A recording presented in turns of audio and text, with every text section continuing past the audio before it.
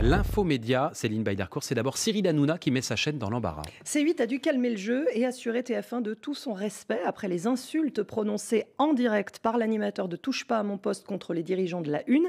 Cyril Hanouna ne s'est pas excusé dans son émission d'hier. Tout juste a-t-il reconnu avoir eu des propos excessifs liés à l'interdiction faite à Camille Combal de venir sur le plateau de TPMP dont il a été chroniqueur. Camille Combal qui sera cette saison le présentateur de Danse avec les stars sur la première chaîne. TF1 dit réfléchir à toutes les voies juridiques possibles. Et tout cela est parfaitement limpide. France 2 poursuivi en diffamation par la famille du défunt juge Lambert. Le premier magistrat chargé de l'affaire du petit Grégory dans les années 80. Son entourage n'a pas apprécié le numéro de complément d'enquête consacré la semaine dernière à ce dossier inabouti et plein de rebondissements. Jean-Michel Lambert y est accusé d'avoir accumulé les erreurs, trahi le secret de l'instruction. Sa veuve et sa fille dénoncent une atteinte à la mémoire d'un mort et préviennent qu'elles saisiront désormais la justice dès qu'une personne salira l'image de l'ancien juge qui s'est suicidé l'an dernier. Notre invitée ce matin, c'est la patronne de France 4. Bonjour Tiffaine de Ragnel. Bonjour. France 4 qui est amenée à disparaître des écrans télé pour devenir une chaîne uniquement sur Internet. C'est une décision du gouvernement. Quand aura lieu cette bascule ? Dans la décision du gouvernement, il a été annoncé que ça serait au plus tard en 2020 et nous, on travaille sur un horizon 2020. Est-ce que vous comprenez cette décision ?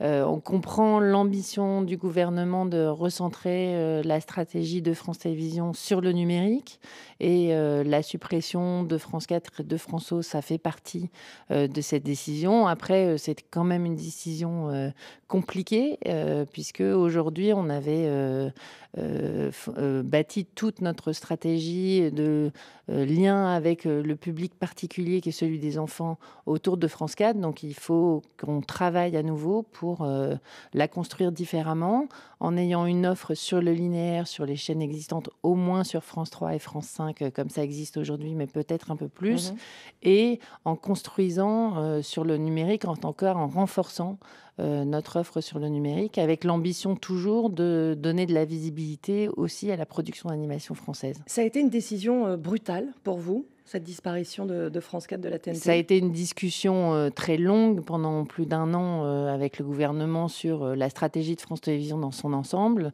L'annonce qui a été faite début juin, elle a été nécessairement un peu brutale puisque ça a été un arbitrage dans beaucoup de discussions qui avaient été menées pendant un an. Vous diriez que France 4 avait enfin trouvé son identité ?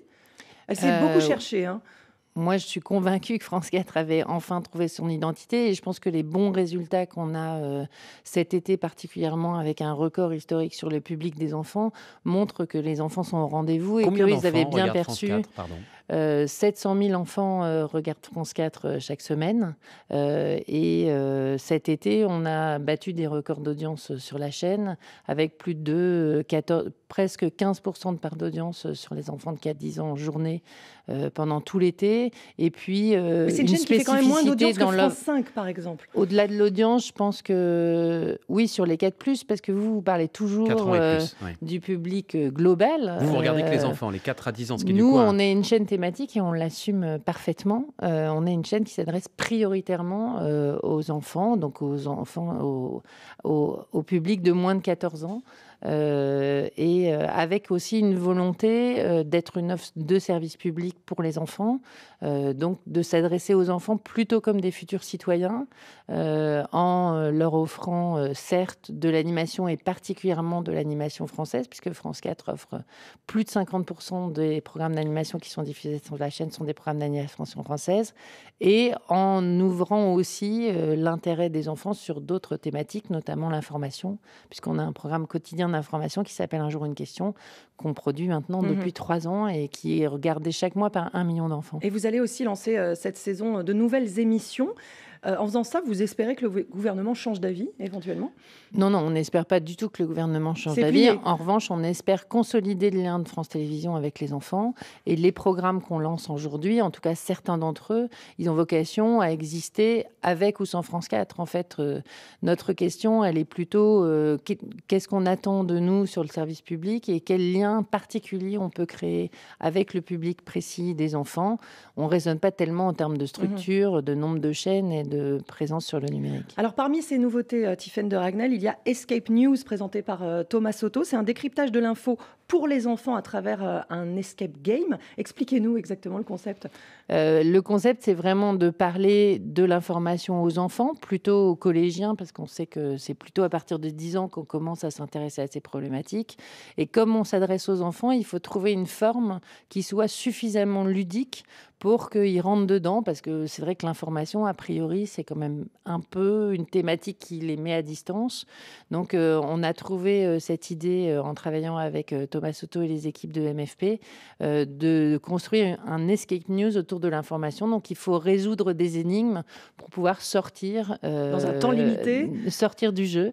Et les énigmes, elles sont tout autour de l'information, avec chaque fois une thématique dans chaque émission.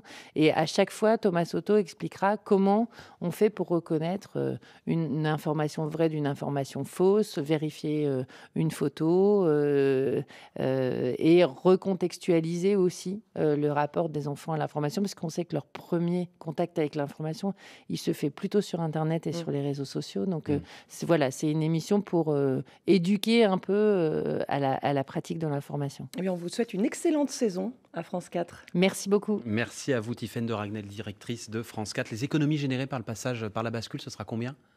On a le chiffre ? Les seules économies dont on puisse parler aujourd'hui, c'est que le coût de diffusion sur la TNT, c'est environ 7 millions d'euros. Pas grand-chose. Ouais. Merci à vous. Merci d'être venu ce matin dans l'Infomédia sur France Info. Merci.